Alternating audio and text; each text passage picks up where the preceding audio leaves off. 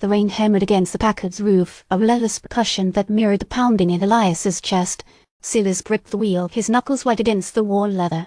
"We need to reach the Blackwood Estate," he rasped, his voice thin and strained. "Before he does." "Woo!" Elias pressed, shivering despite the woolen blanket draped over his shoulders.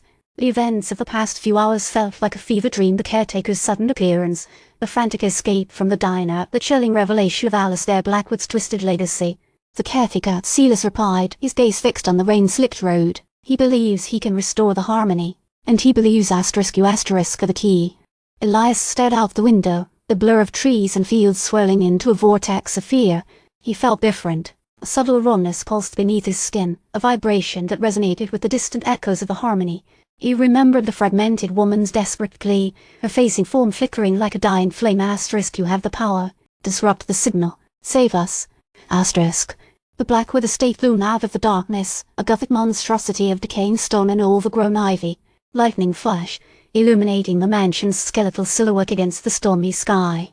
It exuded an aura of oppressive sadness, a palpable sense of wrongness that sent a shiver down Elias's spine.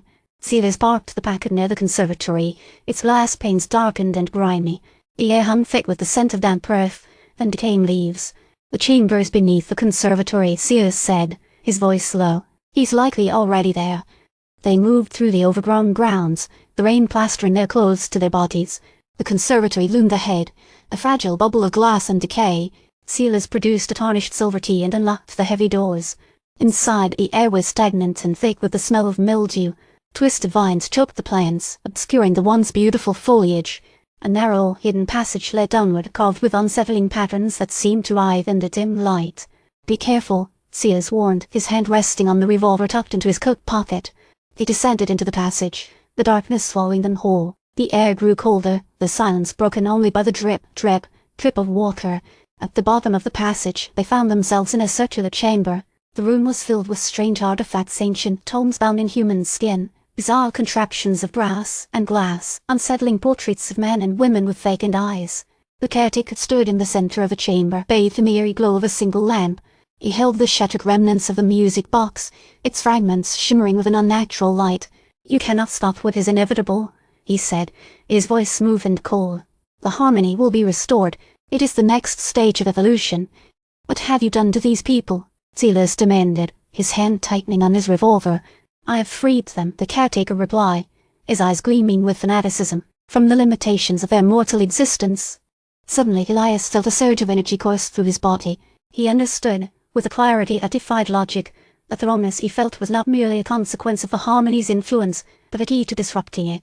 He focused his will, channeling the strange energy within him, and directed it towards the fragments of the music box. The fragments shuddered, pulsed with a blinding light, and then imploded. A wave of force rippled outward, knocking Silas off his feet. The caretaker staggered backward, his face contorted in a mask of rage and frustration. "You fool!" he screamed. "You have only delayed the inevitable." The chamber began to tremble. The portraits on the walls seemed to shift and writhe. A chorus of voices, faint and ethereal, echoed through the room. Silas scrambled to his feet, his revolver aimed at the caretaker.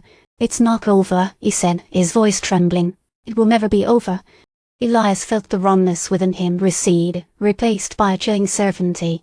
The battle had been won, but the war was far from over. The harmony was not merely a place, but a state of mind, a corruption that lingered in the shadows, waiting to resurface. And he, Elias, was now irrevocably bound to it. He looked at his reflection in a fragment of shattered glass. The face staring back was his, yet subtly altered, marked by the echo of a cosmic horror he could scarcely comprehend. A faint, ethereal glow emanated from his eyes, a silent testament to the darkness that now resided within.